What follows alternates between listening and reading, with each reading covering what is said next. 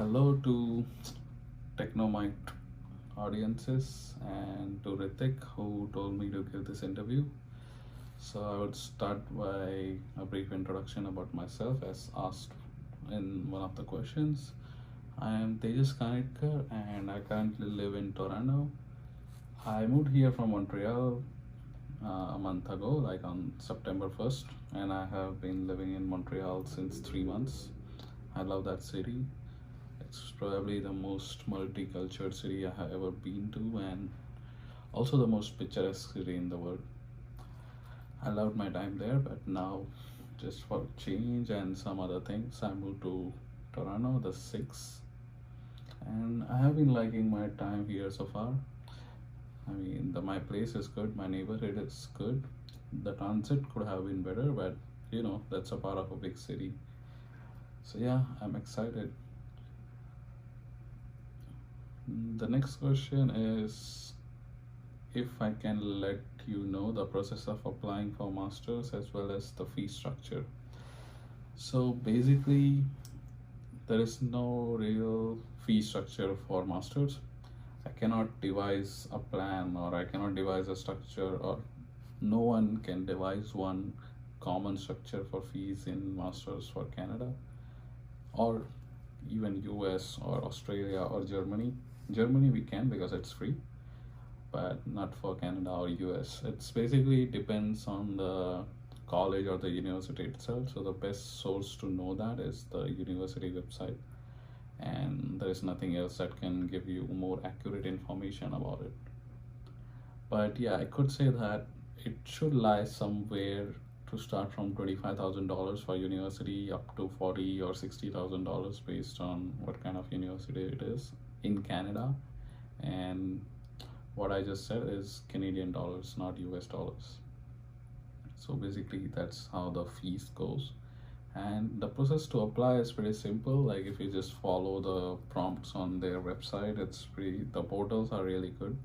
They're very informative, and probably you should have no doubt when applying. But yeah, I would mention this, that don't go for the consultancies. They are mostly there for sucking all your money, and most of them don't even know what they are doing. They would only do what gives them commission. So I have even seen people who went to consultancies and the consultancy advised them to give general IELTS instead of academic, which is a must for universities. General is for immigration purposes only. So universities are like those. Consultancies are like this. So I would say don't go for that. Try to do it on your own. That way you don't just save the money, but you also get to know how things work here in Canada. Like you get an exposure how the university is. You explore its website and you come across a lot of things that you might not have seen if you just went through consultancies. So yeah, that's pretty much the applying process as far as it goes. And yeah, I when I applied, many people helped me, and so did I after I knew how the process was all these years. So if you ever have a question, feel free to reach out to me regarding that. And just for instance, I did my master's degree in Concordia University of Montreal, so I would be able to answer more regarding that. But yeah, if you really want the answers right away, then you can check my Quora profile. Just search for Tejas Kanitkar on Quora and you will see a lot of answers that I wrote for Concordia University's masters, the process, fees, and where to stay. You can also find it under the heading Concordia University. So that's a good read if you are planning for your future studies or immigration. The next question is, let us know your experience as a software reliability specialist. Oh, so yeah, one thing I forgot to mention is in my introduction is that I work as a software reliability specialist, but I'm also a portrait casual and a boudoir photographer on the side. I do those things on the weekends or on the week evenings because I feel like you should do what you're passionate about. My main job is software reliability specialist, which is also one of my passions. I always wanted to work in computers, but yeah. I also do my other passions whenever I get time. So photography is one of them that I'm doing currently, and I do it professionally as well. And to tell you about software reliability experience, it's been an amazing experience working as a reliability specialist, because this job is not just another developer job, not just like another full stack developer doing it, doing their work, like back end, front end, not like that.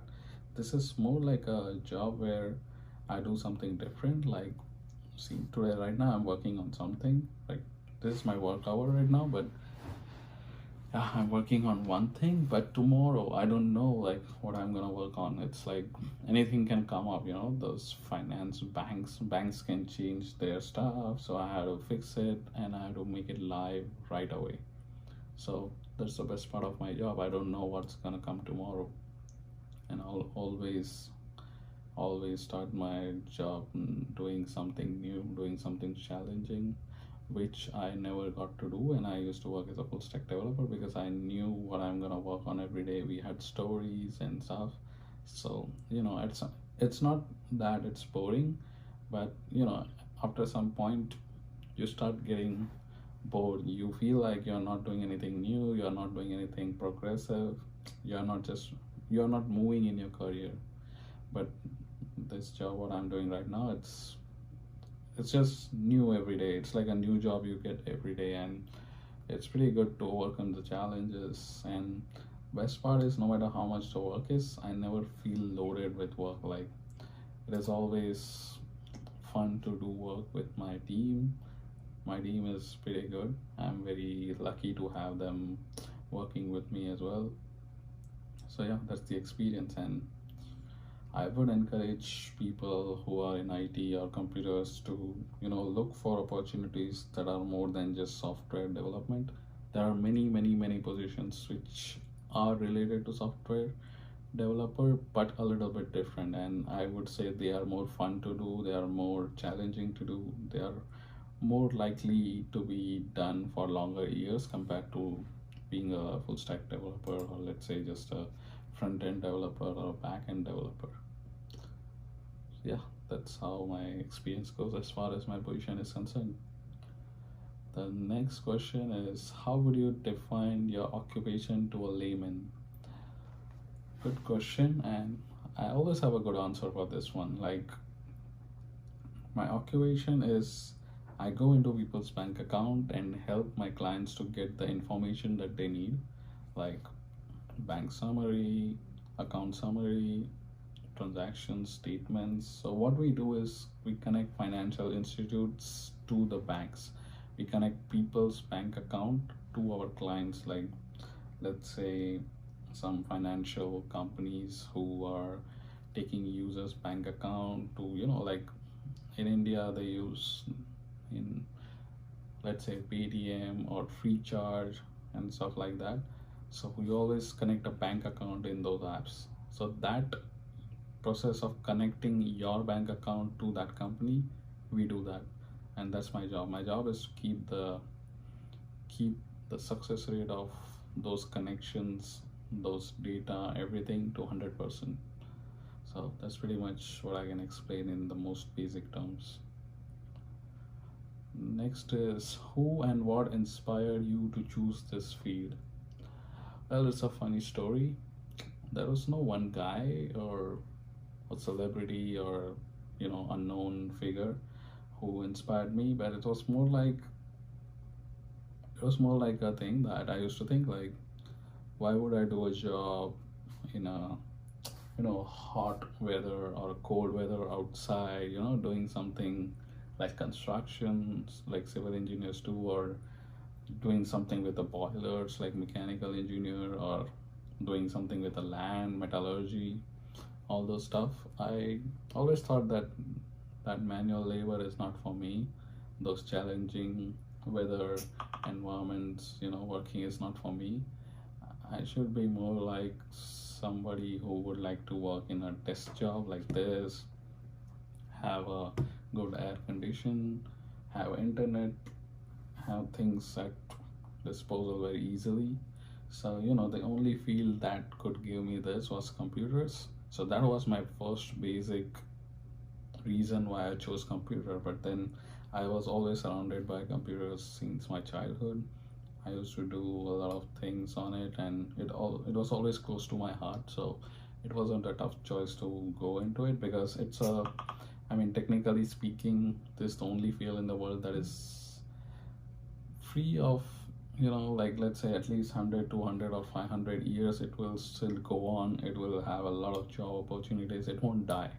Basically, right now, all other core engineering fields are like sort of dying, not in the sense like dying, but they are more replaced by automation, like robots or machines. The humans are no longer needed for most of this work. So this field of computer is the only one that's, for me, is surviving at its full potential right now.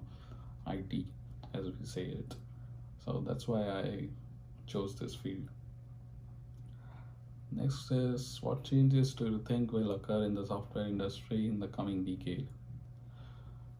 Well, software industry is the most unpredictable industry in the world, I would say. There is nothing really we can predict in what's coming in the decade, but definitely I can say one thing, that whatever is coming will be highly dependent on the data, because data right now, it's the most valuable asset a company or a country or a human can have.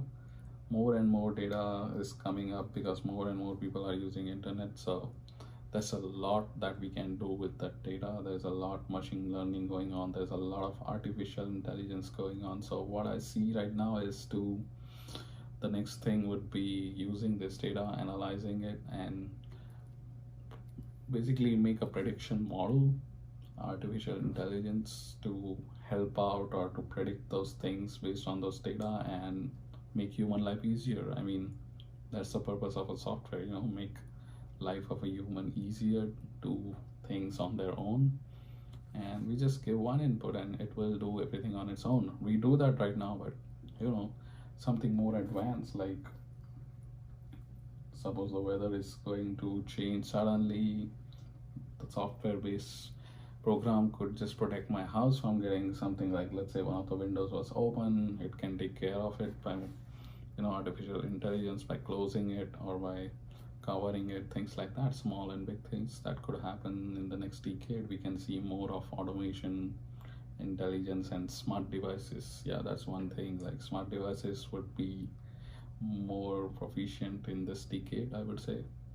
We do have speakers and things like that, but there are many other, I would say, beta models of other things, including pets. Like, we now have digital pets as well, so there is no stopping to that. And yeah, that's pretty much my prediction for the next decade. What advice I can give to the newcomers in this field? So I assume by this field means my field, like computer science. I would say, don't take this field because it's just the field that is going to go a long way. I mean, that could be one of the reasons, but it's a big field. It's not like you take computer science and you will get a job. You need to still have one goal, like what you really want to do. Try anything. Like, there is a lot of things, from the most sincerest people to the most laziest people, or people who really don't want to work. There is one profession for everyone in this field. So I would say, spend more time identifying that thing, that field, that profession. It would make a big difference, instead of just becoming like another software engineer who knows a programming language and would do a 9 to 5 job. As in India, it's more, I would say, more tiring, because they make you work a lot, and in India it's like not hourly pay, it's more like a salary based job, so they can make you work as much they want. So one thing is, know your worth. Like, if you have skills, know how much it's worth, and accordingly take a job. And like, I would say, how I did was to take a job which was paying very less, like minimum, but it taught me a lot. Like, I wanted to prepare myself before I go present myself to the industry, go on in interviews for big companies. I wanted to prepare, I wanted to see how things work in those industries. So I took a job with very minimum pay just to learn how things really work, because you can write a program for Fibonacci series or things like that, like Hello World, those sort of programs, but they are not the ones that you're going to use when you work. The things that you are going to use is more logical, like it's not going to be how you use that syntax, but it's more like how are you going to solve that problem, which you will not study at school.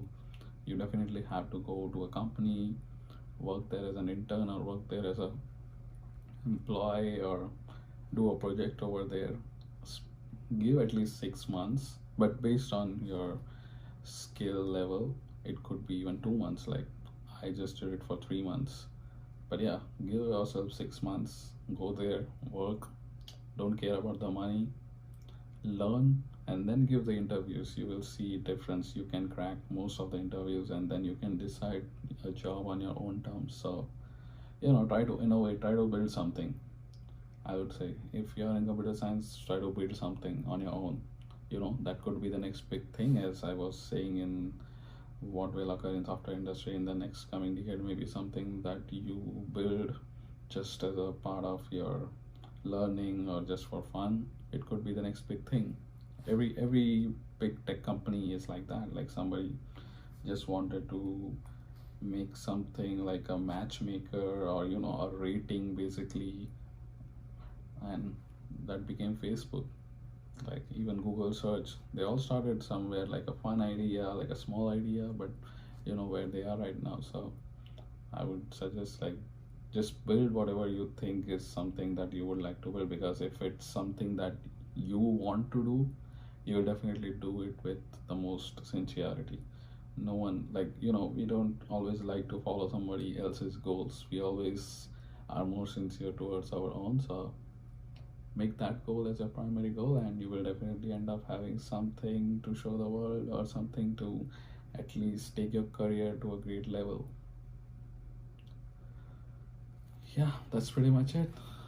Thank you for having me, and I hope all the best for this channel, to Hritik and to anyone and everyone listening to this.